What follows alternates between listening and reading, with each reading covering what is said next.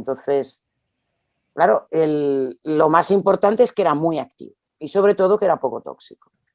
Y eso dentro de la guía de la actividad es muy importante porque en la toxicidad se refiere a las células sanas.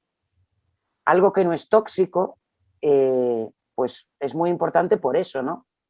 Y no lo tienes que repetir, es decir, tú haces las líneas tumorales y la toxicidad es la misma, es decir, las células que se usan son las mismas células sanas para determinar la toxicidad, por lo menos a aquel nivel, ¿no? Y la toxicidad te vale ya sea antitumoral, antiviral, antibacteriano, inmunosupresor o lo que quieras. ¿Qué pasa? Que yo creo, esto es una opinión personal, y si me oye José María Fernández Sousa me dice a lo mejor que no. Yo creo que tenían miedo de que la Universidad de Illinois se hiciera con este compuesto también, puesto que ellos tenían una patente de todas las dideminas aisladas hasta el momento. Conclusión, yo me fui para 2 años y volví a los 9 meses.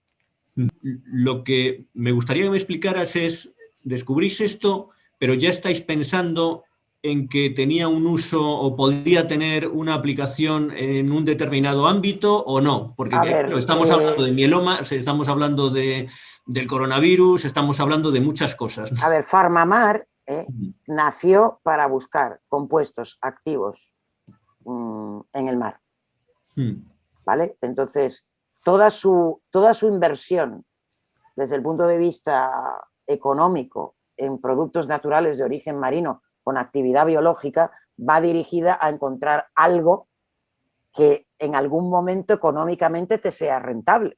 O sea, eso es lógico, porque nadie tira el dinero porque sí, es decir, porque no. O sea, entonces, esto les ha dado en muchos sitios bastante, o sea, y ahora pues han subido creo que muchísimo las acciones y todas estas cosas.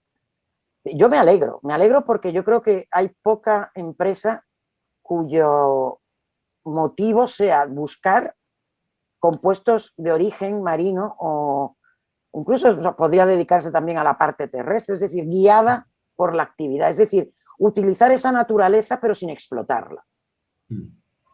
Ellos han intentado hacer cultivos para obtener por lo menos el macrociclo. No sé, porque yo me desligué de ellos en el año 91 y claro, aparte de firmar la patente no he hecho nada más con ellos, ¿no? Pero creo que sería muy interesante que quienes están en los sitios de poder se dieran cuenta que el tener en tu casa a alguien que ha sido capaz de invertir mucho tiempo y mucho dinero para conseguir un compuesto que hoy por hoy es útil desde el punto de vista antitumoral, pero que puede ser incluso más útil en este momento, o sea, yo creo que no deberían poner pegas. O sea, deja que hagan las pruebas. Oye, es que puede ser una solución, pero si pones pegas porque políticamente no te interesa, pues yo es que no lo puedo entender. O sea, como no lo puedo entender, lo digo.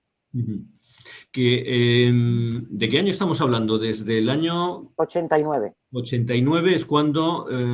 se descubre el compuesto y se sabe cuáles son sus propiedades. Sí. La primera patente... Y ya en ese momento, al conocer sus propiedades, pensáis en una aplicación...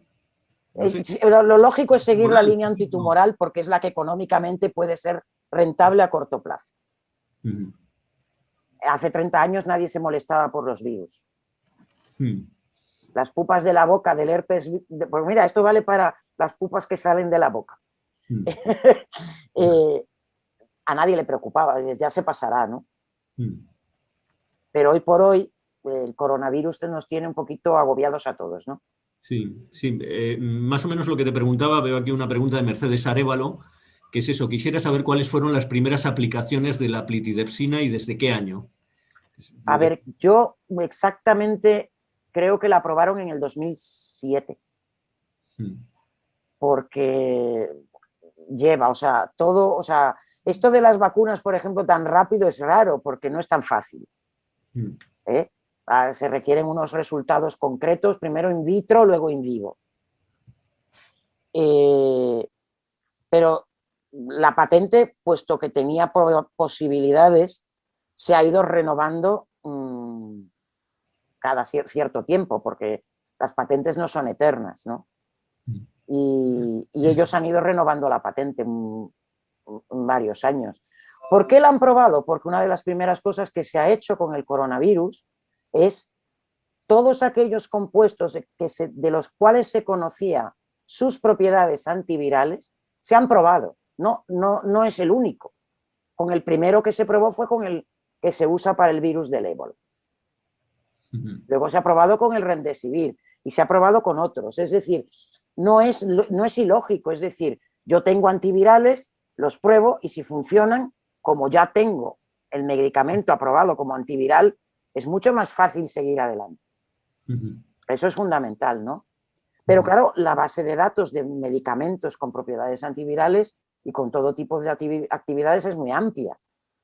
Entonces, ¿cuál era la ventaja que tenía? Bueno, entre otras cosas, Glyn Fairclough, que es uno que trabaja en PharmaMar en Estados Unidos, estuvo muy ligado a la determinación, a la parte biológica de las pruebas de la plitidepsina.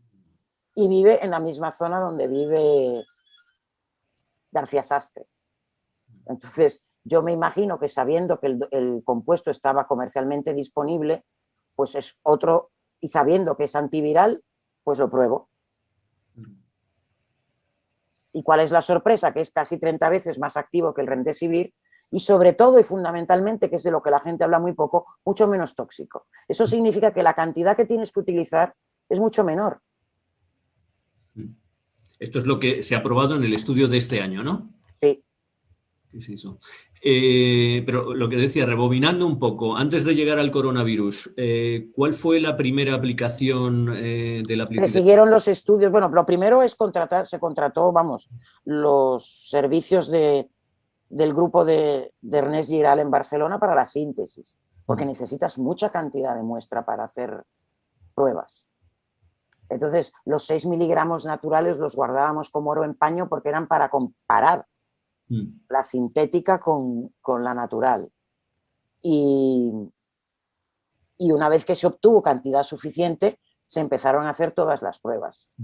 Fase 1, fase 2, in vitro, luego ya se pasa a la fase 1, fase 2, fase 3 clínica, pero son muchos años, o sea, hay muchas pruebas. Esto que comentabas ahora, dices, cuesta mucho obtener la cantidad suficiente. No te he entendido bien, ¿a partir del producto natural? O... Producto natural es lo que hay, porque, bueno, es que un organismo marino, como te dije antes, es un 90% de agua y sal.